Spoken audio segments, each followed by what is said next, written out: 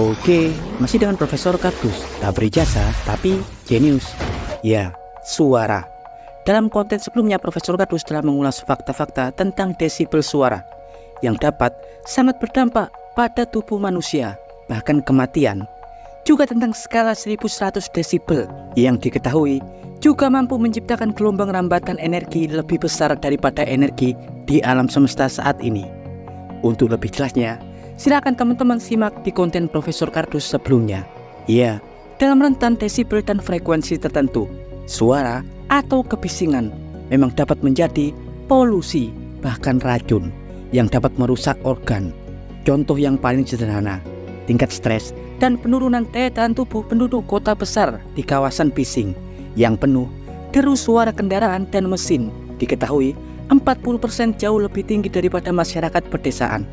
Bahkan menurut WHO, polusi suara di kota-kota besar rata-rata memiliki tingkat kebisingan 95 desibel, jauh lebih tinggi daripada tingkat kebisingan yang direkomendasikan, yakni 50 desibel.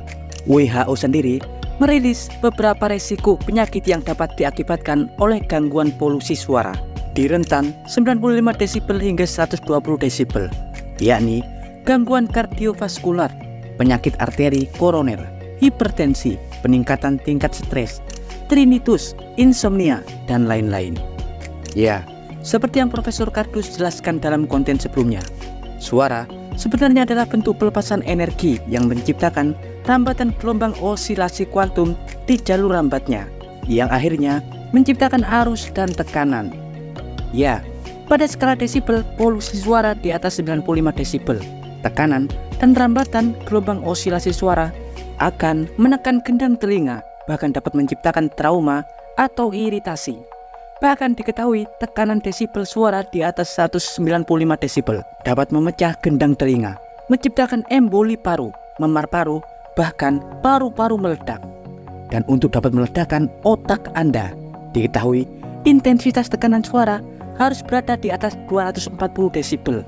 Seperti halnya suara ledakan Krakatau pada 1883 yang menghasilkan intensitas tekanan sebesar 310 desibel.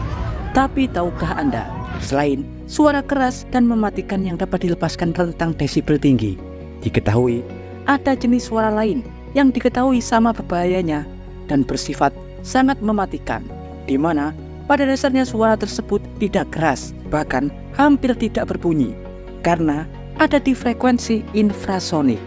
Iya, suara tersebut adalah suara infrason 7 Hz yang diketahui dapat merusak otak, organ, bahkan kematian dalam jangka waktu tertentu. Iya, infrasound atau infrasonik merupakan suara dengan frekuensi sangat rendah yang berada di bawah rentang batas pendengaran manusia. Umumnya berada di bawah 20 Hz hingga 0,1 Hz. Ya, umumnya frekuensi infrasonik memang sangat sulit didengar. Dalam keadaan normal, rentang frekuensi infrasonik antara 0,1 Hz hingga 20 Hz. Ya, 1 Hz merupakan rentang siklus osilasi per frekuensi dalam 1 detik. 1 Hz setara dengan 1 osilasi siklus peristiwa atau gelombang yang terjadi dalam rentang tempo 1 detik. Artinya, jika Anda mendengar gelombang infrasound sebesar 1,5 Hz, berarti siklus gelombang per periodiknya berjumlah 1 siklus dan setengah gelombang per detik. Dan jika 20 Hz artinya 20 siklus gelombang per detik. Ya, tahukah Anda, pada skala infrasonik ada rentang frekuensi iblis yang dikabarkan pada rentang itu kerap kali otak kita salah menyampaikan pesan dan respon sensorik. Karena itulah umumnya manusia yang terpapar frekuensi tersebut akan mengalami banyak gangguan, baik motorik dan organ, mual-mual, muntah-muntah, pusing, bahkan dalam jangka panjang dapat menyebabkan kematian. Ya, rentang frekuensi iblis tersebut adalah frekuensi 7 Hz infrasonik. Ya, rentang frekuensi 7 Hz sebenarnya ditemukan secara tidak sengaja oleh seorang insinyur listrik Prancis keturunan Rusia, yakni Vladimir Grafov pada tahun 1957, di mana saat itu ia bekerja sebagai ahli konstruksi mekanik turbin angin raksasa, di mana saat itu ia dan beberapa rekannya sedang berkantor di sebelah ruangan di kompleks turbin angin. Namun diketahui sejak pertama kali bekerja di ruangan tersebut, Gravow dan rekan-rekannya sudah tidak nyaman dengan suasana ruangan tersebut. Entah apa yang terjadi. Bahkan dalam 2 minggu berselang, ia dan rekan-rekannya banyak mengalami gangguan kesehatan, insomnia, pusing, lesu, mual-mual, muntah-muntah, menggigil, yang umumnya disebut sebagai disregulasi vestibular, sakulus, dan utriculus, gangguan organ, sensor gerak, dan indera. Tapi saat itu, mereka tak mengetahui apa yang terjadi. Awalnya, mereka menganggap mereka mengalami keracunan gas kimia tak berbau di dalam ruangan tersebut. Tapi setelah diselidiki, diketahui tak ada tanda-tanda kontaminasi kimia di atmosfer ruangan tersebut. Ada juga yang menganggap hal tersebut terjadi karena sebuah patogen penyakit bangunan. Tapi itu juga tidak terbukti.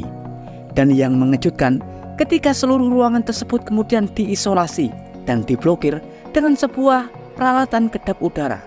Ternyata gangguan tersebut tiba-tiba menghilang, ruangan tersebut jadi nyaman.